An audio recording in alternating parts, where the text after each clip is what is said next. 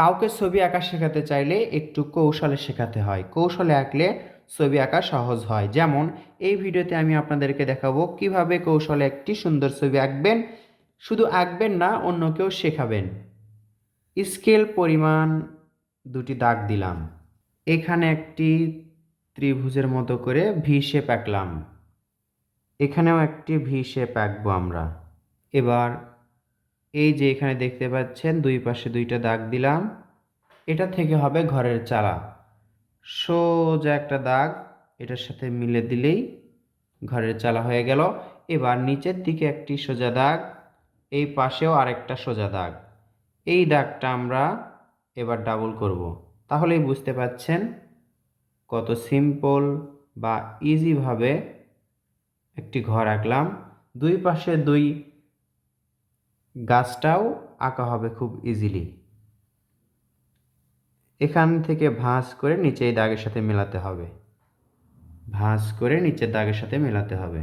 খুব ইজিলি আপনাকে ড্রয়িং শেখাচ্ছি, আপনি অন্যকে শেখাবেন। এগুলো হচ্ছে গাছের পাতা। গাছের পাতা খুব সহজে আঁকা যায়।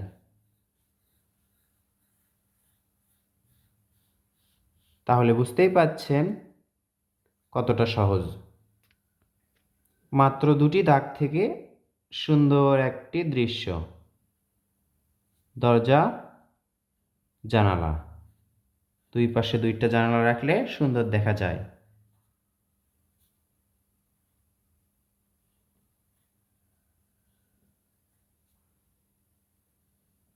আকাশে একটি সূর্য আঁকবো।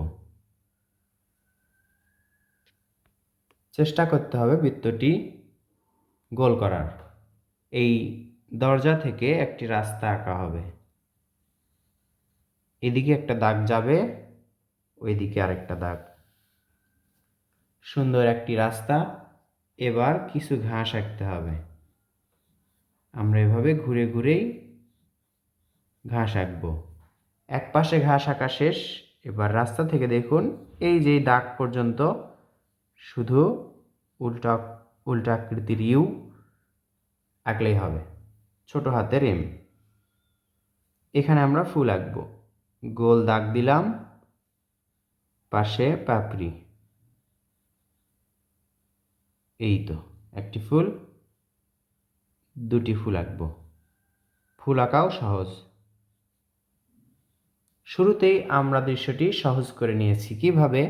এই দুটি দাগ নিয়ে দেখুন মেইন সাবজেক্টটাই সহজ করে নিয়েছি। এজন্য ছবি আঁকা সুন্দর হচ্ছে এবং সহজ হচ্ছে। এবার এই দাগের ওপর দিয়ে আমাদের গাছপালা আঁকতে হবে। কোনোটা ছোট, কোনোটা বড়, কোনোটা ছোট, কোনোটা বড়। তাহলে এই দূরের গাছপালা আঁকা হলো। দৃশ্যটি আঁকা শেষ হলো। হালকা দাগগুলো রাবার দিয়ে এবার মিশে ফেলবো।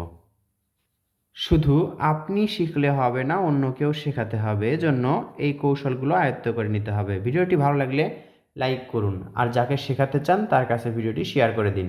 আশা করছি ভিডিওটি দেখেই নিজে নিজেই আঁকতে পারবে। ধন্যবাদ।